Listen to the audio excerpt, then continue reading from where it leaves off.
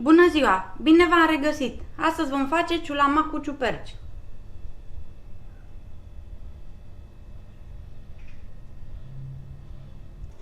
Pentru această rețetă ne trebuie 600 de grame de ciuperci champignon, 150 de grame de făină, 150 de grame de unt, 200 de ml de smântână pentru gătit, 750 de ml de apă, o legătură de mărar, sare și piper.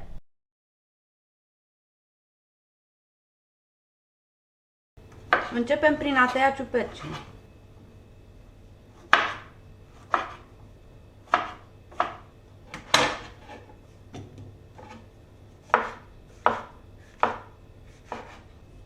După ce le-am tăiat, mergem cu ele să le gătim.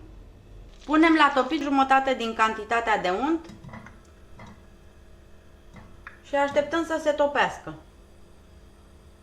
Când s-a topit, adăugăm ciupercile.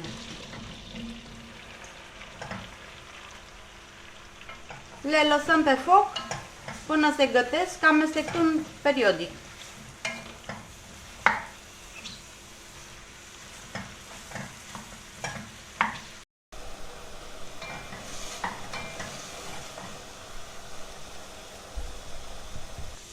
După 15 minute ciupercile au scăzut în volum, s-au înmuiat, lichidul lăsat de ele s-a evaporat, asta înseamnă că s-au gătit.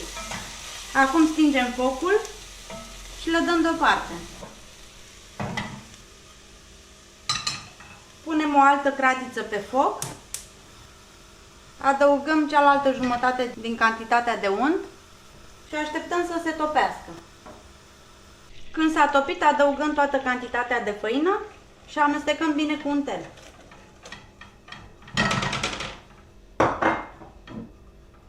Apoi punem apa. Amestecăm bine cu untelul să nu se facă cocoloașe.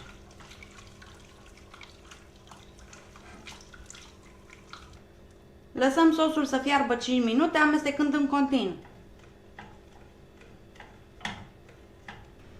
După cele 5 minute de fierbere, sosul trebuie să fie cam de consistența aceasta.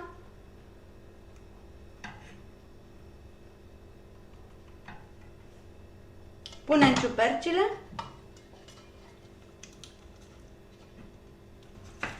Amestecăm puțin.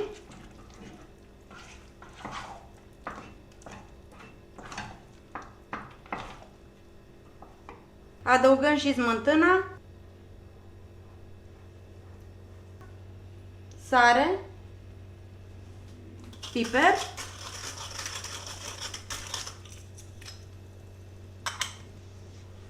amestecăm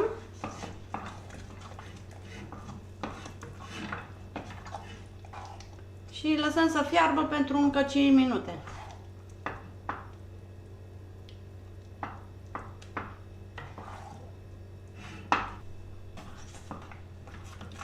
După cele 5 minute, punem mărarul, amestecăm și închidem focul. Ciulamaua cu ciuperci este gata. Vă mulțumesc că ați urmărit rețeta de azi. Dacă vă plac rețetele mele, vă puteți abona la canalul meu dacă nu ați făcut-o până acum. Vă doresc o zi frumoasă!